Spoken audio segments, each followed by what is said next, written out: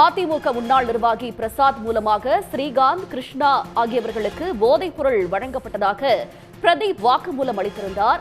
போதைப் பொருள் வழக்கில் நடிகர் கிருஷ்ணா கைது செய்யப்பட்ட நிலையில் தற்போது 8 மணி நேரமாக போலீசார் அவரிடம் விசாரணை மேற்கொண்டிருக்கிறார்கள். போலீஸ் சம்மனை ஏற்று விசாரணைக்கு ஆஜரானதாக நடிகர் கிருஷ்ணா தரப்பில் தகவல் தெரிவிக்கப்பட்டிருக்கிறது. கூடுதல் விவரங்களை தருவதற்காக செய்தியாளர் கிருஷ்ணா இணைக்கிறார். கிருஷ்ணா, மேலதிக விவரங்கள்.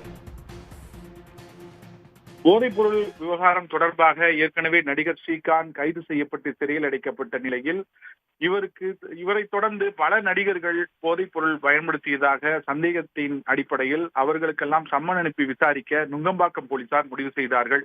குறிப்பாக அதிமுக முன்னாள் நிர்வாகி பிரசாத் இடமிருந்து பல நடிகர்கள் மது விருந்தில் இதுபோன்று கொக்கைன் போதைப் பொருள் வாங்கியதாக அவரது விசாரணையில் தெரிய வந்தது. குறிப்பாக இவருக்கு சப்ளை செய்த பிரதீப் குமாரும் இந்த வாக்குமூலத்தில் தெரிவித்திருந்தார்.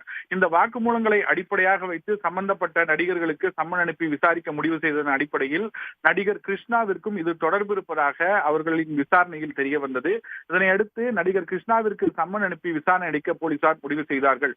ஆனால் அவருக்கு வீட்டிற்கு சென்று அந்த சம்மன் அனுப்பும் பொழுது அவர் வீட்டில் இல்லாத காரணத்தினால் அவரது செல்போனில் தொடர்பு கொண்டு அவரை விசாரணைக்காக போலீசார் அழைத்திருக்கிறார்கள். கடந்த 3 நாட்களாக அவர் விசாரணைக்கு ஒத்துழைக்க முடியாத ஒரு சூழலில் இருந்த காரணத்தினால் அவரிடம் விசாரிக்கும் பொழுது கேரளாவில் படப்பிடிப்பில் இருப்பதாக அவர்கள் தரப்பில் தெரிவிக்கப்பட்டது. தொடர்ந்து அவர் விசாரணைக்கு வராத சூழ்நிலையில் அவரை பிடித்து விசாரிக்கலாம் என போலீசார் முடிவு செய்தார்கள். அந்த நிலையில் தனிப்படை போலீசார் விசாரிக்க முற்பட்ட போது சம்மனுக்கே அவர் ஆஜராவதாக தெரிவித்து இன்று காலையிலிருந்து நுங்கம்பாக்கம் காவல் நிலையத்தில் நடிகர் கிருஷ்ணாவிடம் விசாரணை என்பது நடத்தப்பட்டு வருவதாக காவல்துறை தெரிவித்திருக்கிறது.